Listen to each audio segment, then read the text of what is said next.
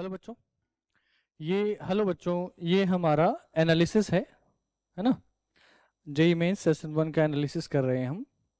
और ये एनालिसिस अभी इसलिए बताया जा रहा है आपको कि आप बोर्ड के बाद या फिर पहले जो भी सिलेबस पढ़ चुके हो उसमें जो भी जेई मेंस 1 का पेपर हुआ है उसमें आपको क्या क्या प्रायोरिटी वाइज रिवाइज करके जाना है, जो ज़्यादा वेटेज वाले चैप्टर या फिर टॉपिक हैं, ठीक है ना।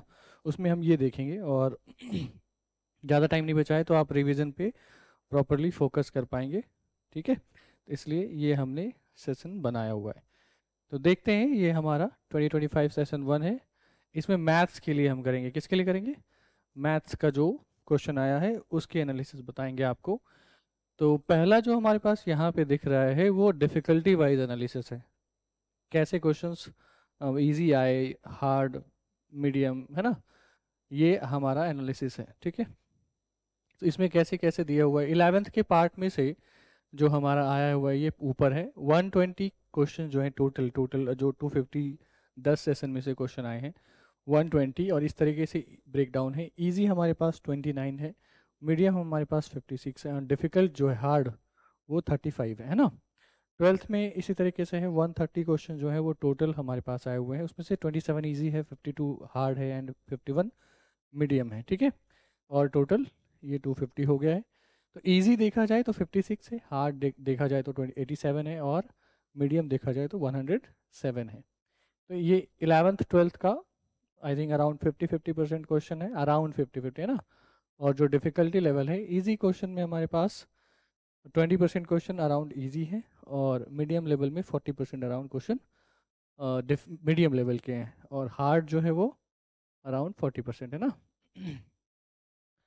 ये डिफ़िकल्ट लेवल का जो क्वेश्चन है इसे हम बार ग्राफ से दिखा रहे हैं, 11th 12th का है ना। तो ये आप सेम डेटा का इस तरीके से रिप्रेजेंटेशन किया हुआ है, ठीक है। तो ये अब इसके बाद हमारे पास difficulty wise comparison among PCM, ये बहुत इंपॉर्टेंट है जो कि आपको एक नज़र डालना है इस पे।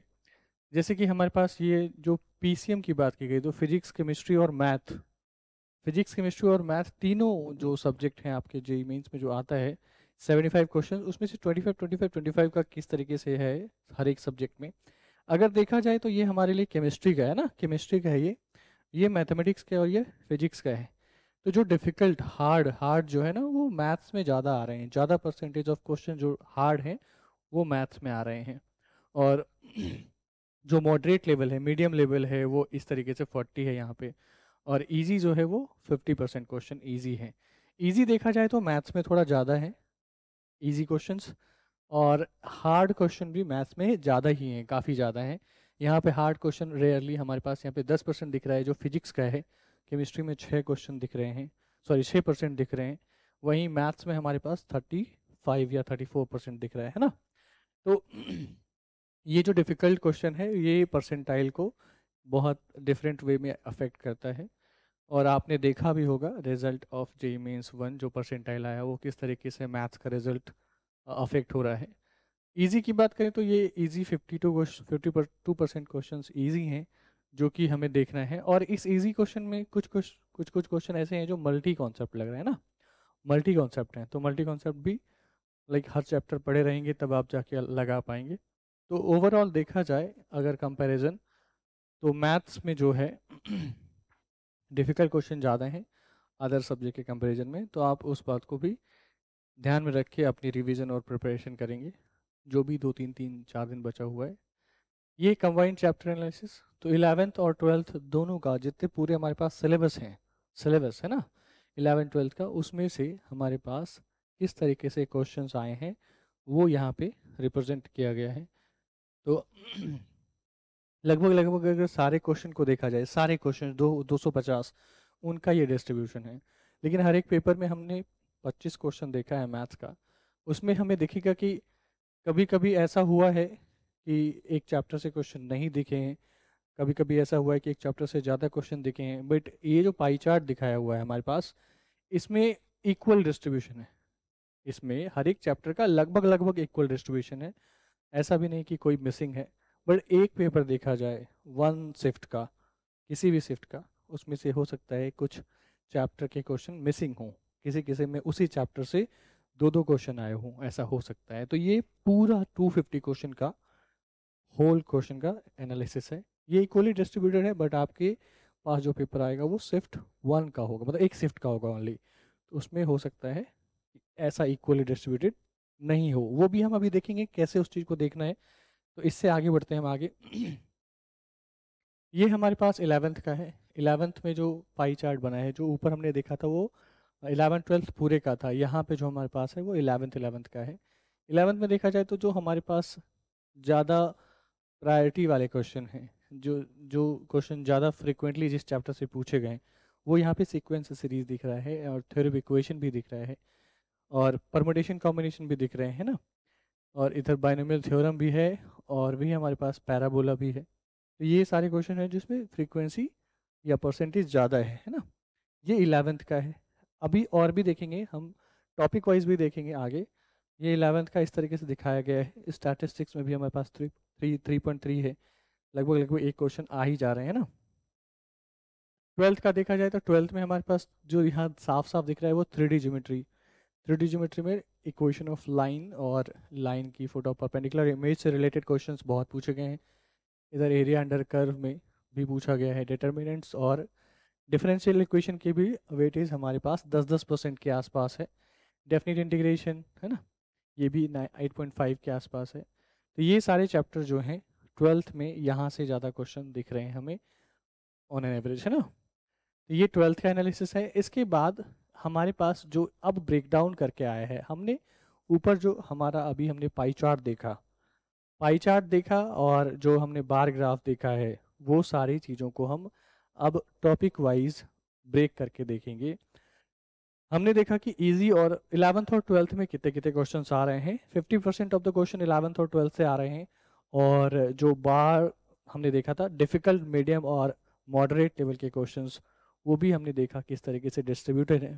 ठीक है, अराउंड 40% हमारे पास मीडियम है, फिर 20% है ना। डिफ़िकल्टी क्वेश्चंस देखा जाए तो हमारे पास 35% डिफ़िकल्ट क्वेश्चन आ रहे हैं, हार्ड आ रहे हैं, हार्ड। मॉडरेट जो आ रहे हैं वो अराउंड कितने हो रहेंगे, 20% के आसपास मीडियम मॉडरेट दिख रहे थे। Around 50% of the easy question दिख रहे थे ना। तो इस तरीके से हमें डिस्ट्रीब्यूशन देखा। फिर चैप्टर वाइज हमने क्यूमुलेटिव 11th 12th मिला के देखा। फिर 11th का हमने देखा अलग से, और 12th का देखा अलग से। अब जो ये हम देखेंगे, ये सबसे इम्पॉर्टेंट है हमारे लिए। इसमें देखेंगे हमारे पास कौन सा चैप्टर ओवरऑल 11th और 12th के सिलेबस में से कौन सा चैप्टर से ज़्यादा क्वेश्चन आए। ऑफकोर्स ये 250 क्वेश्चन को देख के एनालाइज किया गया है। एक पेपर में अगर देखा जाए तो थोड़ा बहुत यहाँ से डेविएशन हो सकता है। ठीक है, तो इसकी ऑब्जर्वेशन जो हमारे पास है वो देख लेते हैं। तो पहले चैप्टर जो हमारे पास 11th का है, सीक्वेंस एंड सीरीज, बड़ा अच्छा सा चैप्टर है।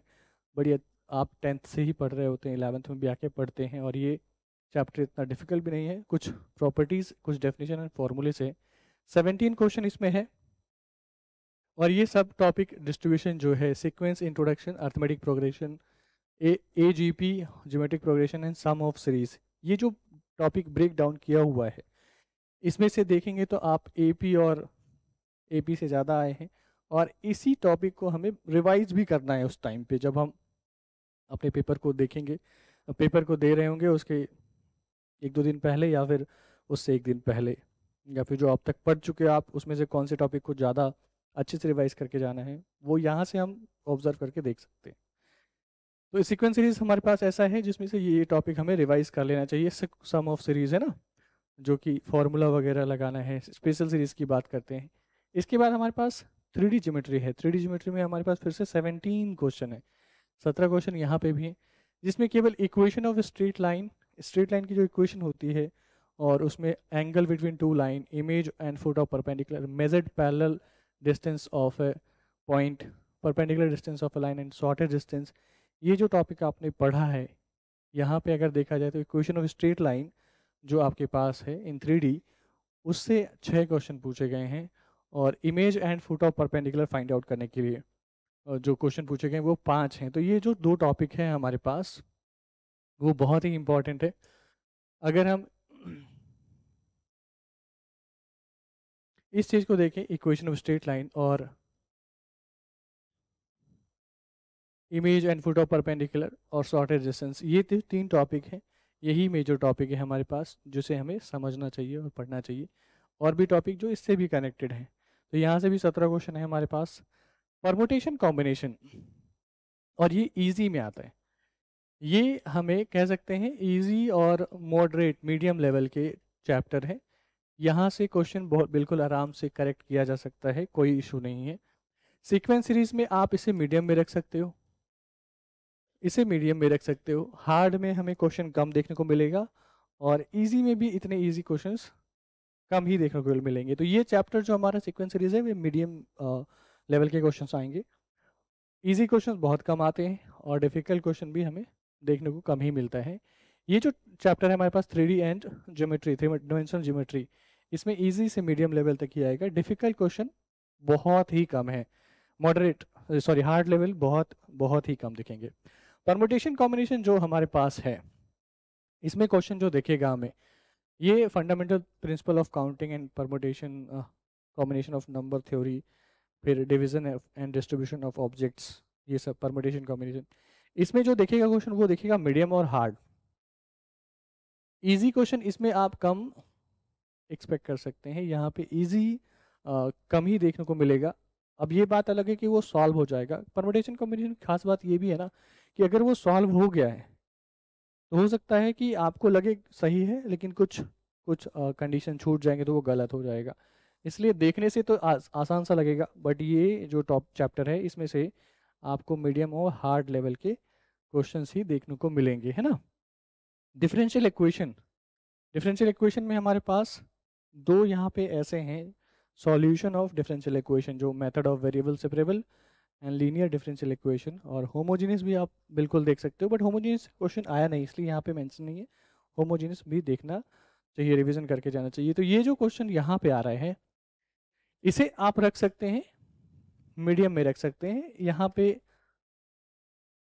हार्ड जो होता है वो एक दो क्वेश्चन ही देखने को मिलेगा जहाँ पे इंटीग्रेशन करना थोड़ा डिफिकल्ट है। तो यहाँ जो हमारे पास डिफरेंशियल इक्वेशन के क्वेश्चंस होंगे वो मीडियम दिखेगा पेपर में, मतलब दिखा है अब तक जो हमारे पास 2025 का सेशन 1 है उसमें सारे क्वेश्चन जो दिखे हैं वो मीडियम ही लेवल का दिखा है।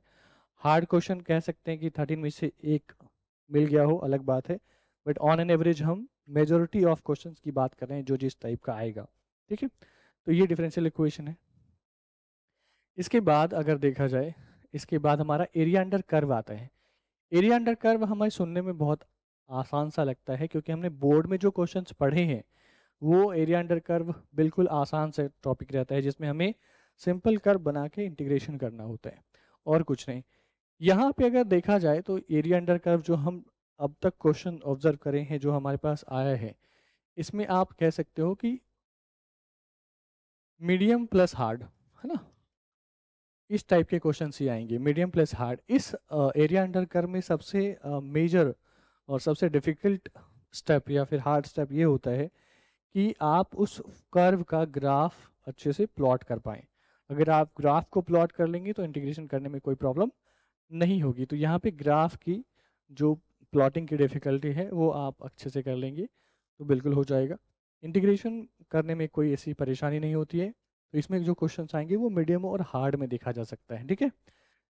डिटर्मिनेंट की बात करें तो डिटर्मिनेंट में हमारे पास ये जो सिस्टम ऑफ लीनियर इक्वेशन है जिसमें क्रैमर रूल पढ़ते हैं, तो इसे आप कह सकते हैं कि यहाँ जो क्वेश्चन आएगा ना, यहाँ पे जो क्वेश्चन हमें दिखेगा वो हमें ऐसा दिखेगा जो कि मीडियम लेवल का होगा, है ना।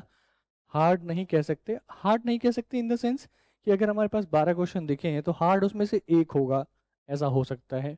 अदरवाइज हमारे क्वेश्चंस में मीडियम ही दिखते हैं, और मैक्सिमम क्वेश्चन जो दिख रहा है वो सिस्टम ऑफ लीनियर इक्वेशन से मिल रहा है जो कि हम क्रैमर रूल से सॉल्व करेंगे तो बिल्कुल जल्दी से हो जाएगा। बोर्ड में नहीं है, ना ही जेईई मेंस के सिलेबस में मेंशन है, बट हम वो मेथड सीख के वो मेथड अप्लाई करेंगे तो हमें कम टाइम लगेगा और आंसर भी जल्दी मिलेगा, ठीक है।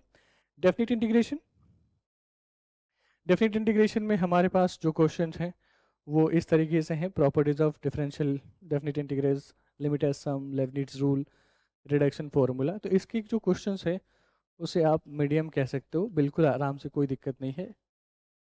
ये यहाँ पे से क्वेश्चन जो मिलेगा वो मीडियम ही होगा, मीडियम लेवल का होगा, है ना। इसके बाद आगे क्या आता है हमारे पास, आगे है बाइनोमियल थ्योरम है ना, बाइनोमियल थ्योरम है। बाइनोमियल थ्योरम से भी 10 क्वेश्चन देखे हैं हमें। हमें यहाँ पे जनरल टर्म फाइंड आउट करना है। ये जो जनरल टर्म है, जनरल टर्म, वो हमें देखना आना चाहिए। और यहाँ जो क्वेश्चन दिखेगा, रिमाइंडर थ्योरम से भी क्वेश्चन दिख सकता है, प्रॉपर्टीज ऑफ बाइनोमियल कोफिशिएंट से भी दिख सकता है। तो इस चैप्टर से जो क्वेश्चन आएंगे वो मीडियम लेवल के होंगे। आपको मैं इसलिए लेवल बताया जा रहा हूँ साथ साथ चैप्टर वाइज, कि आप उस टॉपिक को अच्छे से पढ़ें, जिससे कि आप वहाँ पे जाके एक नॉर्मली क्वेश्चन को सॉल्व कर पाओ। इजी और मीडियम लेवल को बिल्कुल टैकल कर लो। जो हार्ड लेवल के हैं वो हो सकता है कुछ मिस्टेक की वजह से इधर उधर फंस जाए, बट इजी और मीडियम के क्वेश्चन के लेवल जो क्वेश्चंस हैं इजी और मीडियम लेवल के, वो आपसे सॉल्व हो जाए। और आप पता रहे आपको कि इस चैप्टर को हमें थॉरोली और अच्छे से रिवाइज करके जाना है, सो दैट यहाँ पे मीडियम लेवल के क्वेश्चन आते हैं, यहाँ पे इजी लेवल क्वेश्चन आते हैं, और जहाँ पे हार्ड आते हैं वहाँ पे भी आप उसे लाइक प्रॉपर टाइम दे पाए। ये नहीं कि हार्ड को बहुत ज़्यादा टाइम देना है, उससे आपका आउटपुट थोड़ा कम ही होगा, है ना। एफिशिएंट वर्क करना है आपको, इसलिए बताया जा रहा है और कुछ नहीं। पैराबोला में भी 10 क्वेश्चन हैं आपके पास।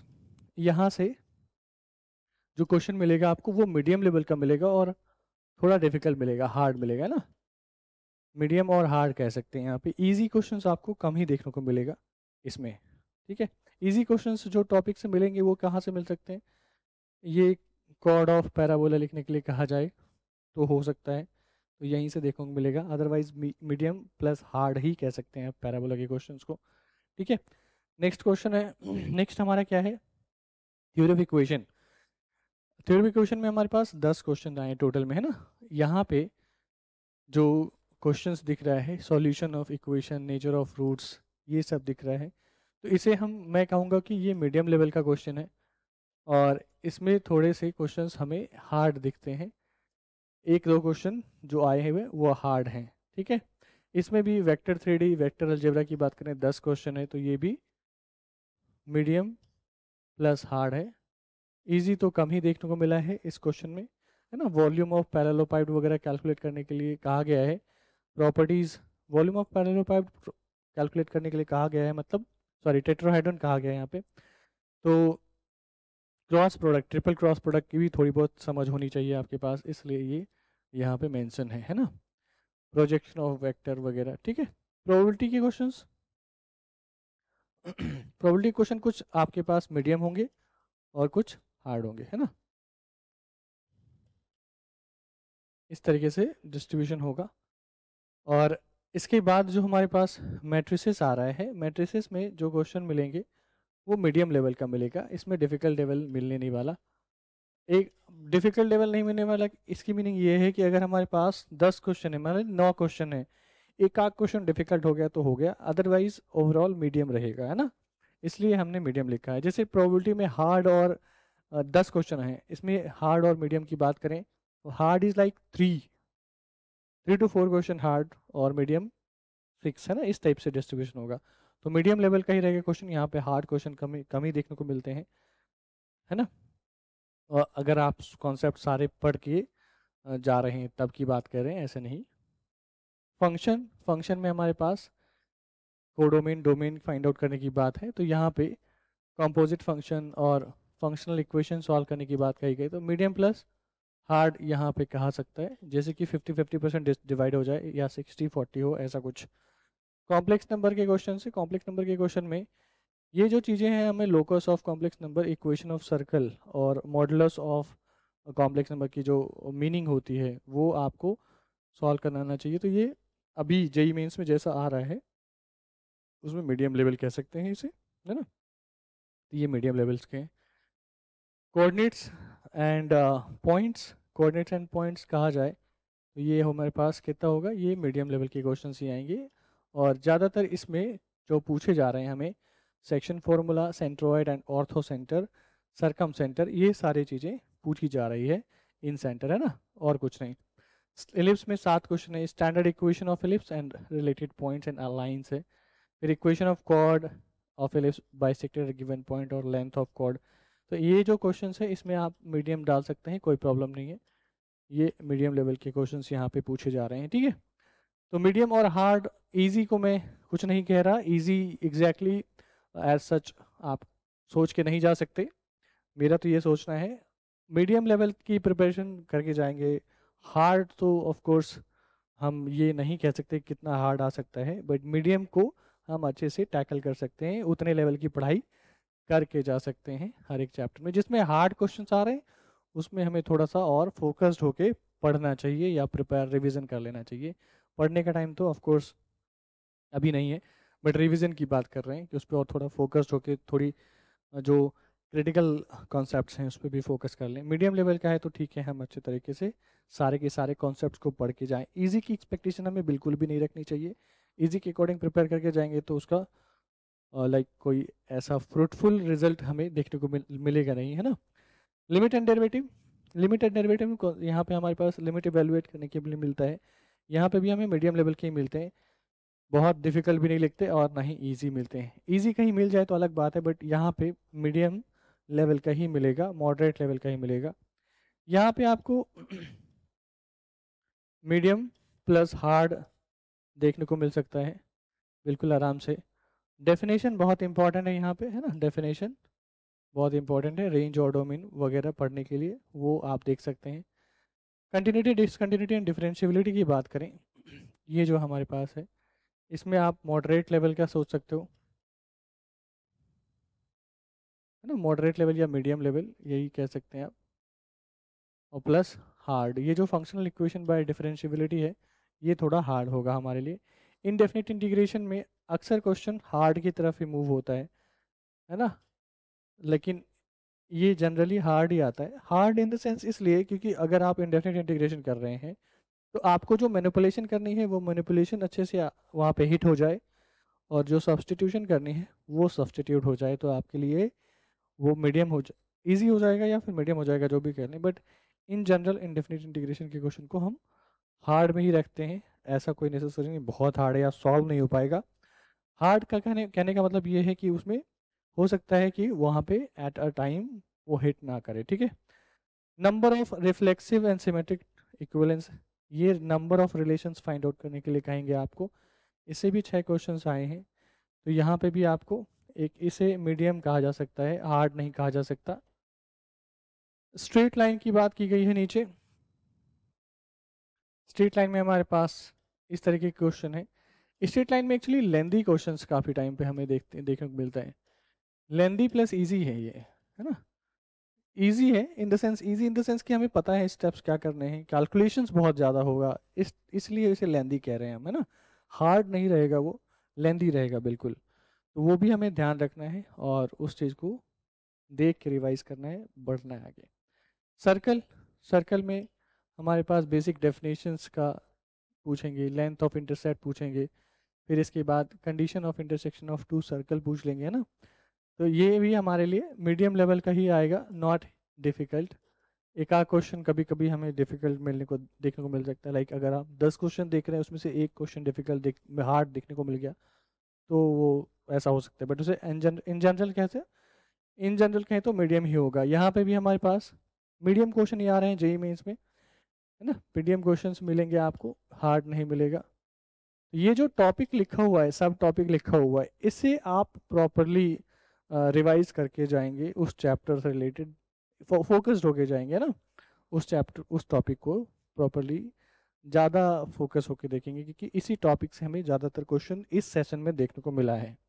हाइपरबोला में definition of basic terminology of hyperbola, है ना, हाइपरबोला की जो ग्राफ है उसमें बेसिक टर्मिनोलॉजी है, लाइक इसेंट्रिसिटी, लेटस रेक्टम वगैरह वगैरह। हर एक कोनिक सेक्शन के लिए टर्मिनोलॉजी तो या इंपॉर्टेंट है ही, चाहे इलिप्स हो, चाहे हाइपरबोला हो, चाहे पैराबोला हो, है ना। Position of point with respect to hyperbola of course, and equation of chord of hyperbola bisected at given point, ये एक दो क्वेश्चन पूछे गए हैं इससे, है ना। इसके बाद intersection of line and parabola hyperbola, ये सब टॉपिक इसलिए लिखा गया है कि आप इसको रिवाइज कर पाएँ। सब टॉपिक जिस तरीके से पढ़ते हैं हम उसी तरीके से सब टॉपिक यहाँ पे मेंशन किया हुआ है, उसे आप पढ़ के रिवाइज करके बिल्कुल ध्यान से जा सकते हैं। यहाँ पे क्या है, मीडियन, इस अगर पिछले सेशन की बात करी जाए 2024 में भी तो किसी सेशन में एक मीडियन के क्वेश्चन डायरेक्टली पूछे गए थे। इस बार भी 2025 में एक जगह पे मीडियन के क्वेश्चन पूछे गए हैं डायरेक्टली, ग्रुप डेटा देके उन्होंने मीडियन का क्वेश्चन पूछा है, तो आप मीडियन के फॉर्मूले को बिल्कुल रिवाइज करके जाइए। और वेरिएंस और स्टैंडर्ड डेविएशन ये तो आपको कैलकुलेट करना आना चाहिए, इसके 2 बेसिक डेफिनेशंस एंड फार्मूला वगैरह, और कुछ सम प्रॉपर्टीज भी इसके होते हैं वो भी पता होना चाहिए। Trigonometric ratio, fundamental trigonometric identities, ये बहुत ही इंपॉर्टेंट है। जितने भी स्टैंडर्ड रिजल्ट आपने पढ़ रखे हैं अपने क्लास में या फिर जहाँ भी, ये आपको सारे के सारे स्टैंडर्ड रिजल्ट इस तरीके से रिवाइज कर लेना है कि वहाँ पे वो ध्यान रहे और उससे रिलेटेड क्वेश्चन आए तो आप उसे सॉल्व कर पाएँ। क्योंकि काफ़ी बार स्टैंडर्ड रिजल्ट जो आप प्रूफ करते हैं ट्रिग्नोमेट्री पढ़ते वक्त, वो डायरेक्टली यूज़ किया जाता है वहाँ पे ऑब्जेक्टिव क्वेश्चन में पूछने के लिए, तो ये बहुत ही इंपॉर्टेंट है। Ratio of course sine theta cos theta ये तो पता ही है आपको। ट्रिग्नोमेट्रिक इक्वेशन तो ये इंपॉर्टेंट है, ट्रिग्नोमेट्रिक इक्वेशन में सॉल्यूशन कैसे मिलता है ये तो ठीक है, बिल्कुल सॉल्यूशन फाइंड आउट कर सकते हैं, ये हमें ध्यान रखना चाहिए। स्टैंडर्ड रिजल्ट और कुछ फॉर्मूले, ठीक है। लॉगरिथमिक और एक्सपोनेंशियल फंक्शन, ये दोनों एक दूसरे से रिलेटेड ही हैं, तो लॉगरिथमिक की सारी प्रॉपर्टीज़ पता होनी चाहिए और उससे रिलेटेड सिंप्लीफिकेशन है ना, उससे रिलेटेड सिंप्लीफिकेशन आपको आना चाहिए, तो वो आप कर लेंगे तो सॉल्व हो जाएगा आपका। 3D ज्योमेट्री जो हमारे पास 11th का है, 11th का 3D ज्योमेट्री, जिससे कि आप डिस्टेंस बिटवीन 2 पॉइंट्स और सेक्शन फॉर्मूला वगैरह है, तो ये तो आसान सा है टॉपिक। सेट्स की बात करी जाए तो कार्डिनल नंबर मतलब number of element in any set for the given condition, ये पूछा जाएगा। और टाइप्स ऑफ सेट मतलब intersection, disjoint set, union of set है ना, कॉम्प्लीमेंट का यूनियन ऑफ सेट, लाइक अगर देखें तो डिमॉर्गन्स लॉ वगैरह, वेन डायग्राम से रिलेटेड, तो ये सारी चीज़ें यहाँ पे है। तो ये हमारा लास्ट था है ना, इसके बाद हमारे पास कोई टॉपिक तो नहीं है, यही था हमारा। तो यहाँ तक आपको जो भी चैप्टर बताए गए हैं उसमें सभी को टॉपिक वाइज ब्रेक डाउन किया गया है, जिससे क्वेश्चन हमें 2025 में देखने को मिले हैं। तो इसमें से बहुत सारे ऐसे होंगे जो कि आपको दोबारा 2025 के सेशन 2 में देखने को मिलेगा। हो सकता है कुछ टॉपिक नए भी मिले, बट ये जो टॉपिक आया है इसे बिल्कुल आप अच्छे तरीके से रिवाइज करके पेपर देने जाएं। और यहाँ पे ये भी दिखाया गया है कि कितने क्वेश्चंस कहाँ से ज़्यादा पूछे गए हैं, कहाँ से थोड़ा कम हो गया है। तो ऑन एन एवरेज अगर कैलकुलेशन किया जाए तो 17 क्वेश्चन जिसमें टोटल में पूछा गया है 10 पेपर में, तो आप कह सकते हो कि एक से दो क्वेश्चन